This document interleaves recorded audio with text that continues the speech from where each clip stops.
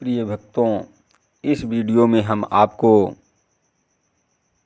कलयुग में कबीर साहब के पृथ्वी पर आने की कथा का तीसरा भाग आपको कबीर दोहे के माध्यम से अर्थ सहित हिंदी में हम आपको गाकर सुनाने वाले हैं, जो आपको सुनकर काफ़ी आनंद मिलेगा।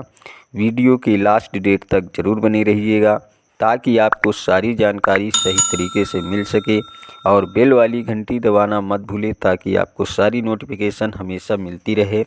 तो प्रिय भक्तों, सुनिएगा। सुनहु धर्म तुम कस छल करहूँ, अप्रकट सुदास गुप्त छल धरहूँ। अगुप्त भेद नहीं देहौं तो ही, अपुरुष आवाज कहीं नहीं मोही। नाम कबीर मोर कलिमाही, कबीर कहत यम निकट न जाही। ज्ञानी जी कहते हैं कि हे निरंजन, सुन, तुम कैसा धोखा करते हो मैं जानता हूँ। प्रकट में तो तुम मेरे दास रहोगे और गुप्त रूप से कपट धारण करोगे। गुप्त सार शब्द ज्ञान का भेद मैं तुम्हें नहीं दूंगा। सत्य पुरुष ने मुझे ऐसा आदेश नहीं दिया है कि इस कलयुग में मेरा नाम कबीर होगा, और वो इतना प्रभावी होगा कि कबीर कहने से यम अथवा उसका दूत श्रद्धालु हंस जीव के पास नहीं जाएगा। काहे धर्म तुम मोहि दूर हो, खेल एक पुण्य हमहु खेले हो। ऐसी छल बुद्धि करब बनाई, हंस अनेक लेव संग लाई। तुम्हारे नाम लय पथे चलायब, यही विधि जीवन धोख दिखायब। निरंजन ज्ञानी से कहते हैं कि आप मुझसे द्वेष रखते हो। एक खेल फिर मैं खेलूँगा। मैं ऐसी छलपूर्ण बुद्धि बनाऊँगा कि जिससे अनेक नकली हंस जीवों को अपने हाथ रखूँगा और आपके समान रूप बनाऊँगा। आपका नाम लेकर अपना मत पंथ चलाऊँगा। इस प्रकार जीवों को धोखे में डाल दूँगा, जिससे वे सत्य को नहीं जान पाएंगे। अरे काल तू पुरुष द्रोही, छल मति कहा सुनावसी मोही। जो जीव होई है शब्द सनेही, छल तुम्हारी नहीं लागे तो ही। ज्ञानी जी कहते हैं कि अरे काल निरंजन, तू तो सत्य पुरुष का विरोधी है, उनके विरुद्ध षड्यंत्र रचने वाला है। अपनी छलपूर्ण बुद्धि कहकर मुझे सुनाता है, परंतु जो जीव सार शब्द का प्रेमी होगा उसको तुम्हारा धोखा नहीं लगेगा। अजौ हरि हंस ले ही पहचानी, परिखहि ज्ञान ग्रंथ मम बानी। यही जीव मैं थाप जाई, छल तुम्हारे तेहि देव चिन्हाई। जो सच्चा जौहरी हंस होगा वो तुम्हें तथा तुम्हारे धोखा को पहचान लेगा, और ज्ञान ग्रंथों में वो मेरी सत्यवाणी को पहचानेगा, समझेगा।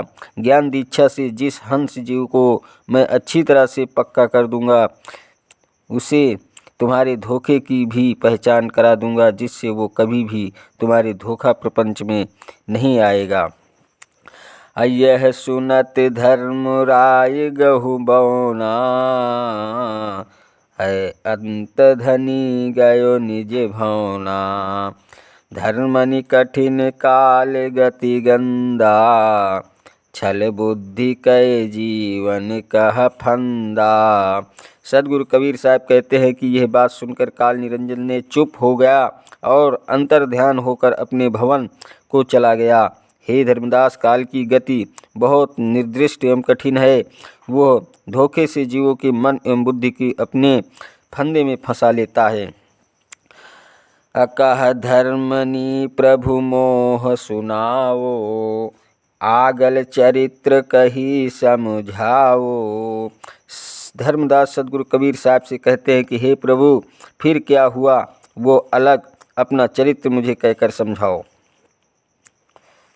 राजा इंद्र दमन तहि काला, देश उड़ीसा को महिपाला। राजा इंद्र दमन तह रही, सुराज काज युगति सो करई। सदगुरु कबीर साहब कहते हैं कि उस समय राजा इंद्रदमन उड़ीसा देश का राजा था।